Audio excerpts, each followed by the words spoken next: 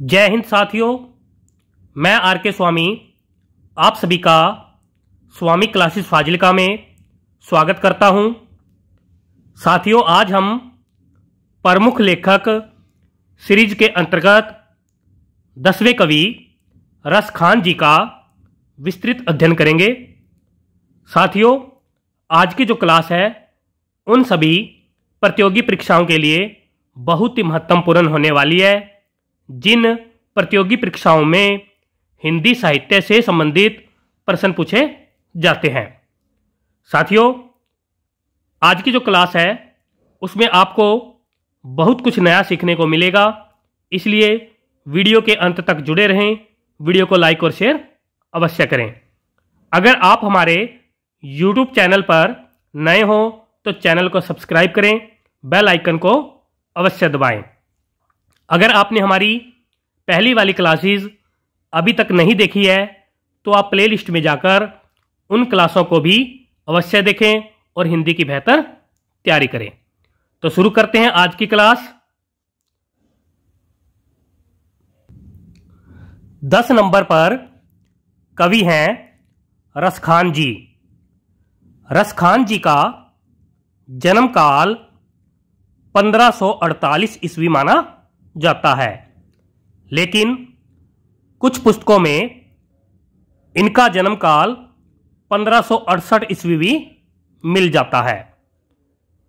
आप सभी ने रस खान जी का जन्म काल 1548 ईस्वी ही याद रखना है। रस खान जी का जन्म स्थान पिहानी गांव हरदोई जनपद माना जाता है। इनका मृत्यु काल 1624 ईस्वी माना जाता है, लेकिन कुछ पुस्तकों में इनका मृत्यु काल 1628 ईस्वी भी मिल जाता है। रस खान जी का वास्तविक नाम है सैयद इब्राहिम जी। सभी साथी याद कर लेंगे, रस खान जी का वास्तविक नाम अक्सर परीक्षा में पूछा ही जाता है। रस खान जी का वास्तविक नाम है सैयद इब्राहिम जी।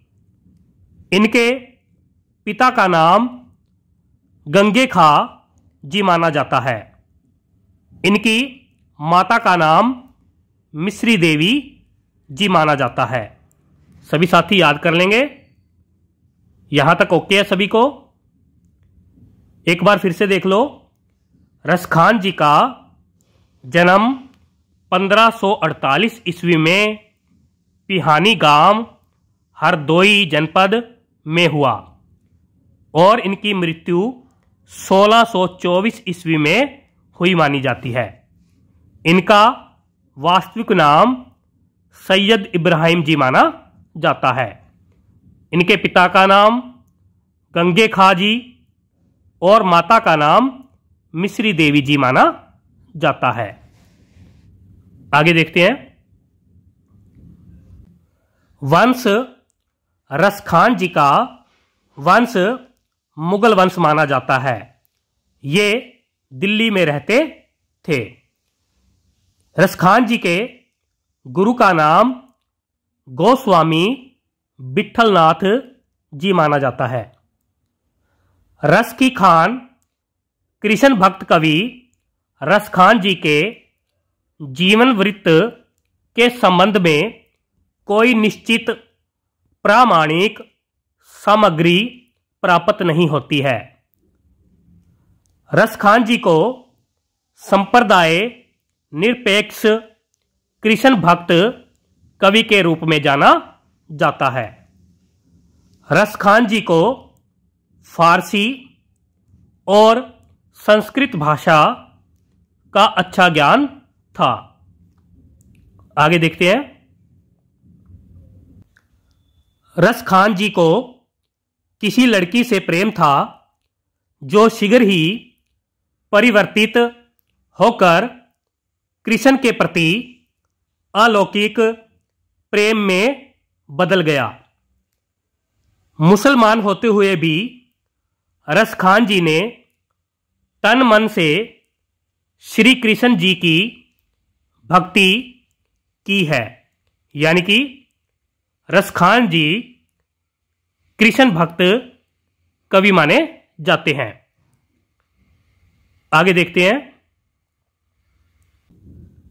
रसखान जी की प्रमुख रचनाएं। नंबर 1 पर है सुजान रसखान, नंबर 2 पर है प्रेम वाटिका, नंबर 3 पर है अष्टयाम, नंबर 4 पर है दान लीला। सभी साथी याद कर लेंगे, बहुत ही महत्वपूर्ण रचनाएं हैं रसखान जी की, अक्सर परीक्षा में पूछी ही जाती है। बादशाह वंश की थसक छोड़ने वाले रसखान जी की सुजान रसखान और प्रेम वाटिका रचनाएं अत्यंत प्रसिद्ध है। आगे देखते हैं। सुजान रसखान यह रसखान जी के सुफट पदों का संग्रह है। यह कवित और सवैया का संकलन है। इसमें 181 सवैया, 17 कवित, 12 दोहे और 4 सोरठे शामिल है।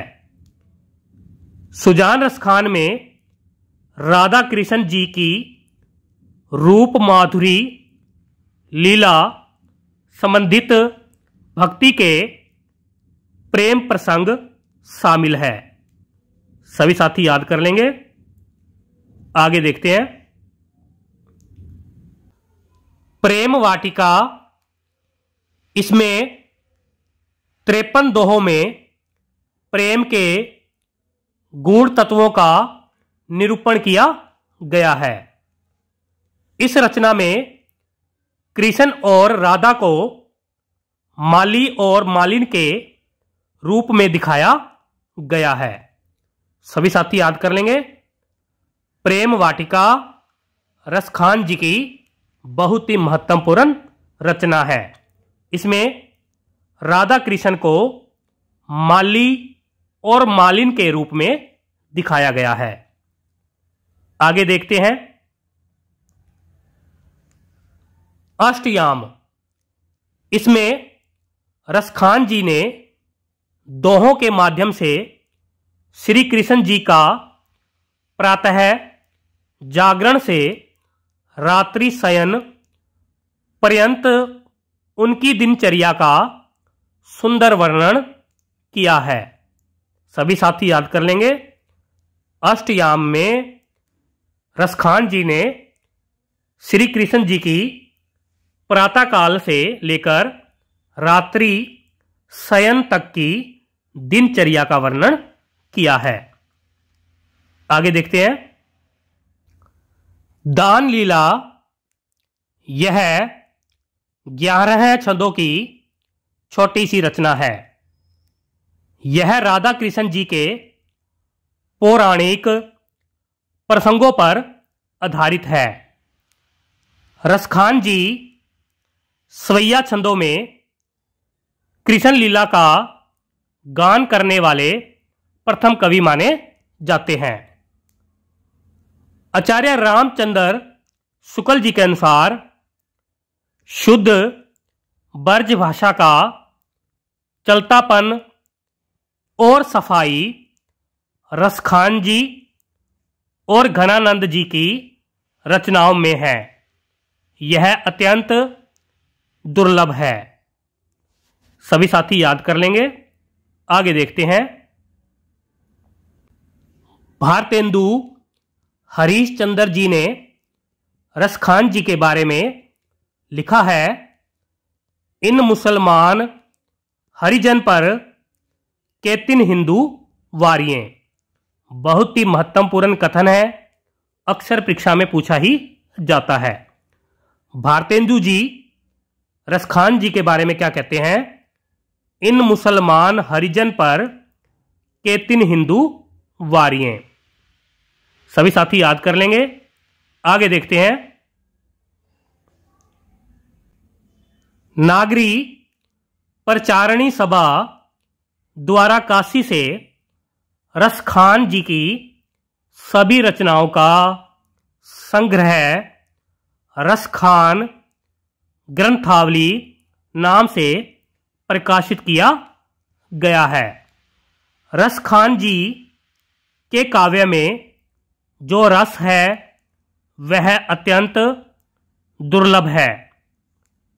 सरल, हृदयग्रही और रसपूर्ण भाषा के प्रयोग के कारण रसखान जी को पीयूषवर्षी अथवा अमृत की वर्षा करने वाला कवि कहा जाता है। सभी साथी याद कर लेंगे। साथियों, ये थे कवि रसखान जी के बारे में बहुत ही महत्वपूर्ण तथ्य। आशा करता हूं कि आज की इस क्लास में आपको बहुत कुछ नया सीखने को मिला होगा। इसी प्रकार से निरंतर अध्ययन करने के लिए चैनल को सब्सक्राइब करें, बेल आइकन को अवश्य दबाएं ताकि आप तक नई क्लास का नोटिफिकेशन पहुंच सके। वीडियो को लाइक और शेयर भी अवश्य करें। अगर आपने हमारी पहली वाली क्लासेस नहीं देखी है तो आप प्लेलिस्ट में जाकर उन क्लासों को अवश्य देखें और हिंदी की बेहतर तैयारी करें। तो मिलते हैं अगली क्लास में, तब तक के लिए जय हिंद।